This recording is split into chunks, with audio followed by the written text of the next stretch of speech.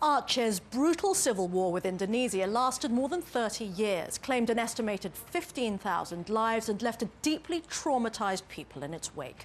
The conflict might still be raging had the 2004 tsunami not provided a catalyst for peace, which led to a ceasefire. Well, negotiations on autonomy saw a former GAM rebel elected as governor, and they also offered the promise of healing. Today, victims of the conflict are still waiting to have their voices heard. I'm Veronica Pedrosa, and on this edition of 101 East, we ask, will the ghosts of Aceh ever be put to rest?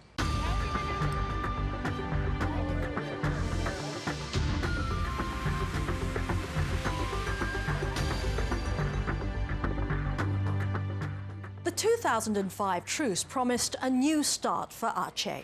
As part of the Helsinki brokered agreement, GAM rebels were promised compensation for surrendering their weapons, and Indonesia's military withdrew its forces. Importantly, a Truth and Reconciliation Commission, or TRC, would be set up to help the war-ravaged province come to terms with its recent past. But 3 years on from the peace deal, and tension remains between former enemies, the TRC isn't even close to being established. FAUZIAH IBRAHIM went to Aceh to meet those grappling with the problems of peace. Pokoknya orang Aceh tetap dijajah dan dipukul dan orang-orang tua. The situation was atrocious. The people of Aceh were being oppressed. The Indonesian military was beating up everyone, even the old people. I saw no other choice but to join GAM, so I could stand up for what's right. After years of battling the Indonesian forces, MUZAKIR and his comrades welcomed the 2005 truce. But they soon became disillusioned with the promise of peace. Employment was hard to come by, and for MUZAKIR, the monetary compensation never arrived. It has been very difficult looking for a job because I was a GAM combatant. The government holds all the employment opportunities, and they still regard us as enemies. Even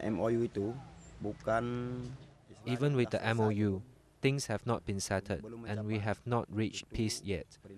That's what my GAM superiors tell me. MUZAKIR is not alone in his bitterness.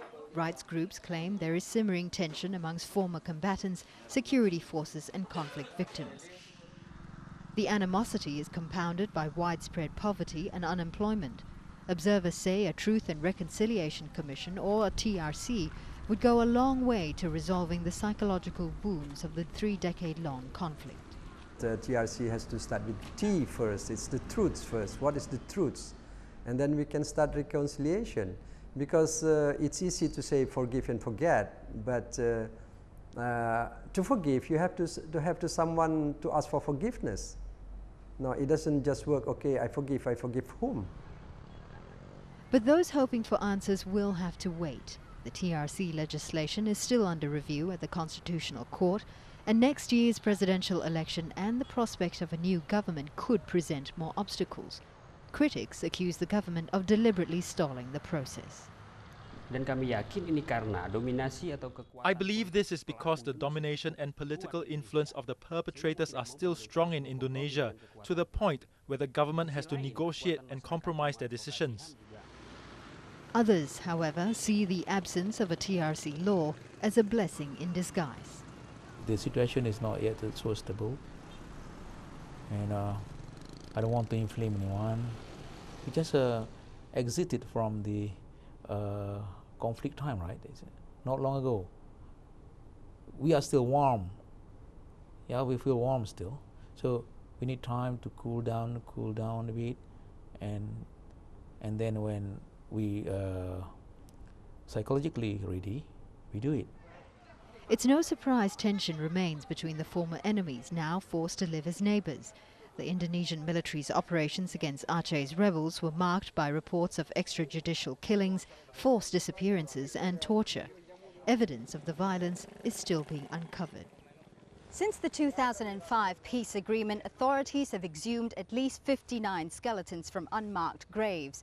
They've given them proper burials, but only 12 have been identified so far. Civil rights groups say that the establishment of a Truth and Reconciliation Commission would help provide information about the thousands of people who disappeared during the conflict.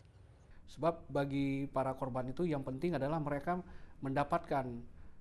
What is important for families is the knowledge of what happened to their loved ones who died or went missing and where their bodies were buried.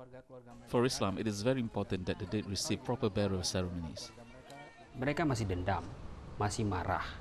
It is obvious there is still a lot of anger, dissent and desire for revenge. On the other hand, there are those who still live in fear of history repeating itself. Artinya TRC. The TRC is meant to be a mechanism to bring the perpetrators of human rights violations to justice, but it would also serve as a catalyst to restore peace at a grassroots level. But even if the commission is eventually set up, not everyone is confident justice will be served. In East Timor, people inducted by the United Nations are still free in Jakarta. Now, what about Aceh that we don't even know yet who are the perpetrators? Would the government be willing to arrest, the generals, the colonels who are, involved? Others, however, see the TRC as perhaps the best way to heal national wounds inflicted during Indonesia's violent history. Nah ini never again ini harus menjadi. This never again ideology is the spirit we must adopt regarding past abuses. We must say never again, so the nation can move forward democratically and break away from past grievances. Well, joining me to discuss the issues raised in FAUZIAH IBRAHIM's report are HENDRA BUDIAN. He's Programme Director of the Aceh Judicial Monitoring Institute, it's an NGO, and Professor SATYA ARINANTO, an advisor to the Indonesian government's Department of Law and Human Rights. Gentlemen, thank you very much indeed to both of you for coming here to Kuala Lumpur for our discussion. Let me start with you, HENDRA. You live in Aceh. Yes. 3 years after the peace agreement was signed, what's it really like there? To what extent has the peace actually been restored? Yeah, from what we see in the field is these MOUs seems like very exclusive. Yeah, it's not the memo of understanding that brought peace then. Yeah, or the peace agreement is still very exclusive. This peace process should be for Acehnese. This peace process not only for the both parties. For example, like the both parties who signed the agreement. What I mean, the government of Indonesia and the Free Aceh movement. This peace process should be for the Acehnese. So that's why 3 years already, the Acehnese still get nothing from the positive impact from this peace process. And there's another fear, which is the possibility of more violence. Just recently, I understand that that there were former GAM combatants who were killed in a very brutal attack in Aceh. Can I turn to you now, Professor Arinanto? Yes. Why is it taking so long, in fact, for the Truth and Reconciliation Commission to be established? Because wouldn't that go some way to prevent, an outbreak of violence, this simmering discontent in the island? Yes, as you know, after the signing of Memorandum of Understanding, we already enacted Law Number 11 of 2006 on the government of Aceh. And based on that law, the Truth and Reconciliation Commission in Aceh will be established based on the National Truth and Reconciliation Commission. But as you know, that the Indonesian Constitutional Court has rejected the law. And then we now preparing the new law based on the Constitutional Court decision. There's a fear, isn't there, by some critics, observers, that part of the reason why it's taking so long is the government is deliberately stalling the process because people who were accused perpetrators during the war of human rights abuses are still politically dominant. What's your response to that? First of all, I'm not the government. I'm just an expert who helped the process because I wrote a dissertation. I also wrote. But you're close to the process, so I just wonder what your observations are.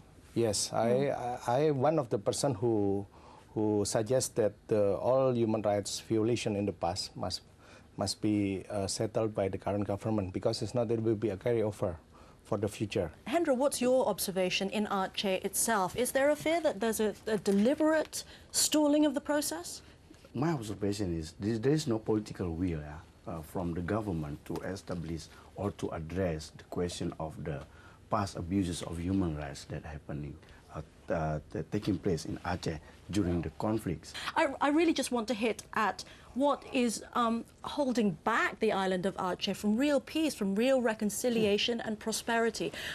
One feels terribly sorry for these relatives of victims who have no idea what happened to their loved ones. No closure, years and years after all of this happened. 3 years already. Why? That's what I'm trying to sort of get at. Why is it taking so long in Jakarta? Is it bureaucracy? Is it an actual lack of political will, as Hendra pointed out? No, only I didn't see the thing like that. As far as I know, for TRC, we are preparing the draft. Yeah, then I think that's good because the government initiate after the court decision. Nobody initiate because it could be from government of Aceh or from the House of Representatives. Not all. No, I think from the theoretical perspective, not all the thing must come from the government. They could come from them. I mean, could come from Aceh, from the governor. They have from governor from GAM. I mean, formerly is. From GAM activists, I think he could propose because he is an independent candidate. What he said, I mean, he could propose to the central government and also through the House of Representatives, not only from the government, but in the fact the government take the initiative to prepare the draft. Actually, not from. I didn't see any draft from the others. I mean, I didn't see. And that's really interesting. That's very interesting. And we're going to have to take a break, though, at this point. But when we come back, we will hear one mother's story from the Aceh conflict. Stay with us for that.